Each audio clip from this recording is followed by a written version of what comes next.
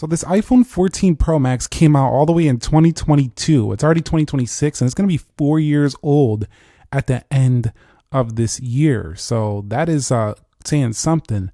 This phone still feels extraordinary in the hands, but let's see how it actually runs here right now. I want to start with a boot up test to see how long it actually takes to get to the home screen in 3, 2, go. And I started it as I clicked the button.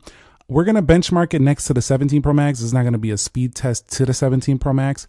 All we're just trying to see though is in a couple areas how it stacks up to the competition, as you know, the device is now getting older. So it might be a oldie, but a goodie. So let's see what happens here. Just about 19 seconds to turn this thing on.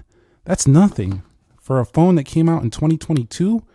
That is really nothing. It honestly isn't. So hold on, I put the wrong passcode, going a little bit fast there, but you can see when just kind of navigating the home screen, looking pretty good here. But what I want to do first is kind of see how the 17 Pro Max boots up by comparison. So that was 19 seconds. Let's see how long. And I almost dropped that. We'll talk about why I almost dropped that in a minute, but let's go ahead and boot this thing up in 3, 2, go. And I did the same thing, press the button right as I clicked the start button.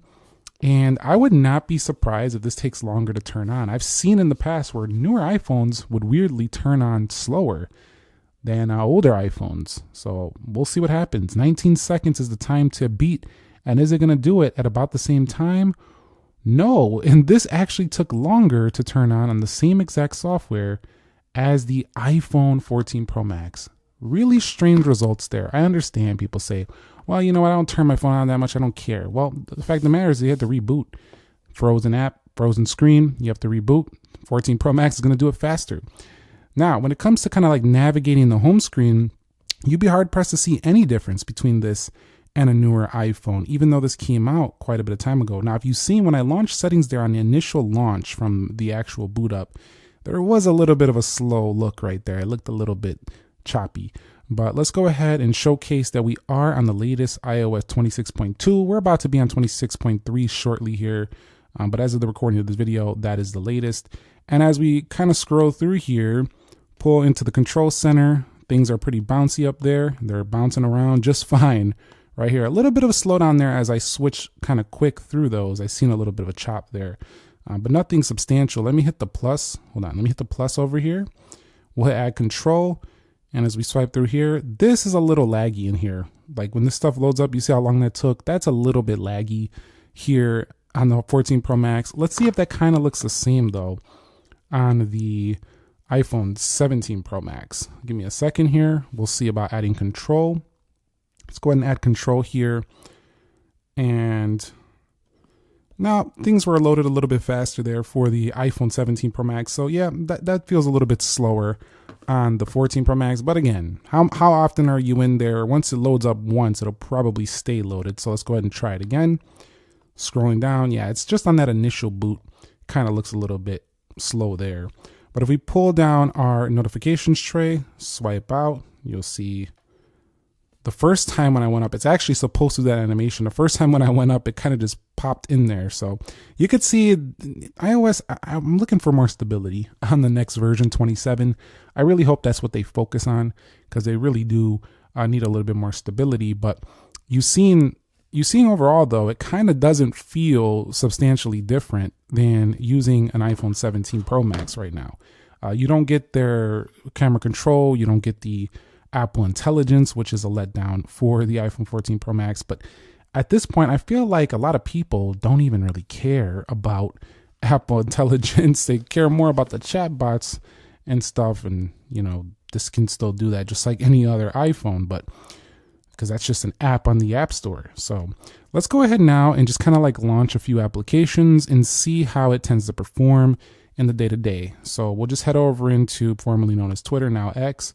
We'll just kind of scroll through here and you could see no issue if I write something out right here like iPhone 14 Pro Max update video coming soon. I'm actually going to post this live in my X account right here. We'll just do this, put 14 Pro Max. You can see it, when you're actually in app, you kind of don't even think about which phone you're actually using. So let's go over here to profile. You'll see I posted that right now. And then if I swipe through here and go to another application, how about we go into, let's just go into Subway Surfers. Very easy, basic game. Not a big issue, but we'll head up into here. Let me turn this down and we'll hit play. As we swipe through, you can still play your casual games, no problem. That's not going to give you an issue. We can go ahead and go into YouTube. I'm going to go over here. YouTube crashed. What? I'm going to go over here to trending. Let's just go over here. Actually, let's look at some movies. Let's see what's popping over here. We'll go to free with ads and give that a second to appear. Okay, that's not appearing. So I don't know what that was about, but we can't blame the 14 Pro Max for that. That could just be the app not working, because it did just say it was crashing. Let's look at shopping here. Let's see. Of course, they're going to open up shopping, no problem. But you can see, I will say that iOS in general, and same thing on this phone, we kind of, when we pop through these applications, it kind of does feel like it's navigating across the system a little bit slower than some of like the One UI Samsung phones and stuff. I just find some of the Android competition to feel a little snappier, but I'm not really having a real issue with using this phone day to day right now. You're not really having a huge issue using this day to day. You can see applications launch just fine on this phone, just like a newer phone. And because it had 120 Hertz, it still feels really good. Now this is 8 gigabytes of RAM. So if I do go between applications, we shouldn't have any real reloads until we start getting a substantial amount of applications open.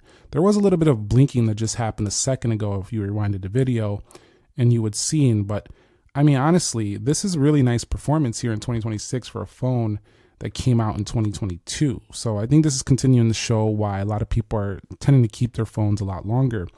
But I'm just kind of enamored by how nice stainless steel feels. You kind of miss, you forget what you had. I got to update this. You forget, and it's a good test. We'll see how fast it can update. So we're going to update this game really quickly. And you can see it's going to install here. And you know what's funny? Some Android phones still don't actually show the app installing on the home screen. I still like that about iOS. Some do though. Not all of them, but some don't.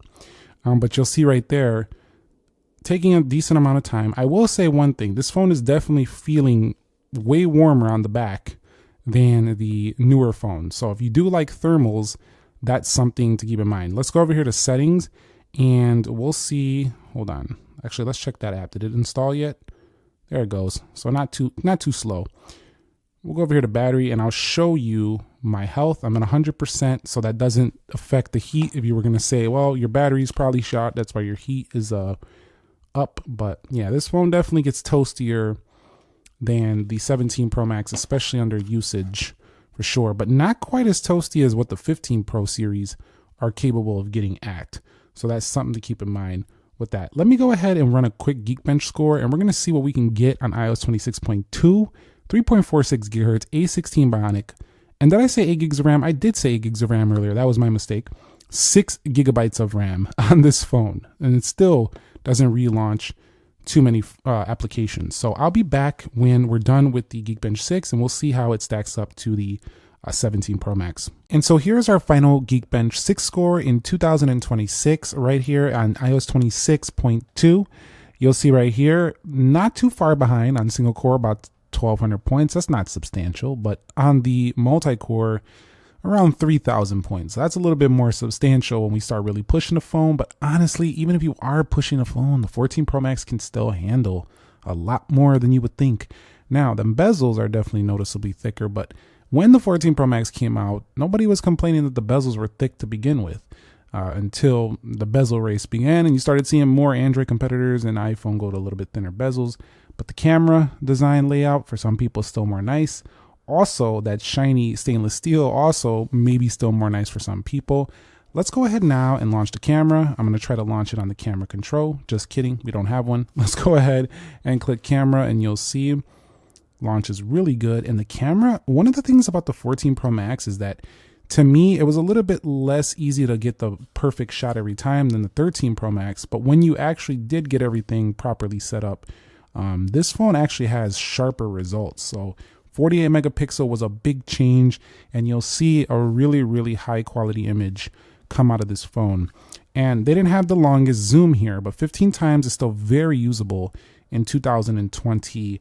6. Also still can do at 4K 60 resolution on video. On the front, we can also do the highest resolutions. Camera doesn't go as wide, so you definitely got to back it out a bit on this one.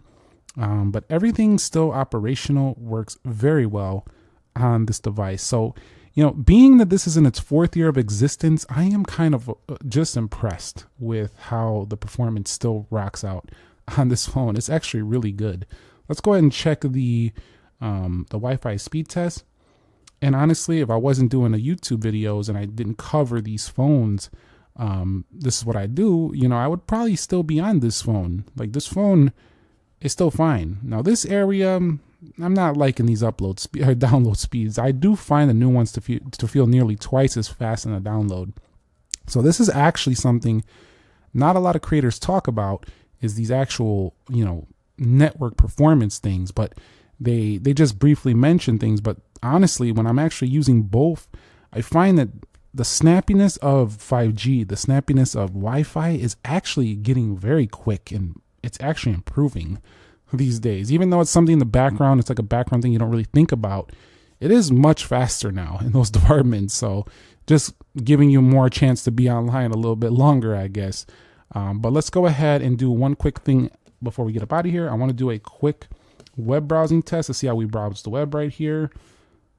So let's go to apple.com and just kind of swipe around, zoom in, and everything very operational, very smooth. Safari has always been super smooth, especially to pinch the zoom. May not be everybody's favorite browser for certain features, but it's definitely a very smooth, buttery smooth browser. Let's put it that way. It really is. And so it doesn't look like we have any real issues when it comes to browsing or anything like that. So let's go to yahoo.com. We'll click right here. We'll just go into another website. Lots of snowstorms happening right now across the country, but you'll see right there, no issues with browsing. And then when kind of going back through, applications still remaining, you know, usable. This one actually had to reload. So again, with 6 gigs of RAM, that is a possibility. But yeah, I think we have our conclusion how the 14 Pro Max runs in 2026. It runs very good. I just don't think it multitasks the fastest. It doesn't have the fastest network speed, not the best battery life, but still usable. Everything about it still feels premium. But let's, you know, like how they got the premium trims and then they have like the elite trims. The 17 Pro Max will be like the elite trim right now. This would be just like the premium trim. It still works really, really well, but this one just a little bit more powerful. Like, that's how it kind of feels. So this is still a really good option. If you want to pick one up used in 2026, it's still heavily supported. And if you didn't want to pick one up used or anything like that, or you just still have one, you can easily hold out if you're waiting for a folding iPhone or to see what the 18 Pro Max is doing. Very nice performance. Let me know your thoughts on the iPhone 14 Pro Max down below in the comment section of this video. If you like this How Does It Run series, let me know. I'll consider doing more with some other older iPhones and the like. So I'll catch you on the next one. Have a great rest of your Sunday. Nick here. Be sure to be well, and peace.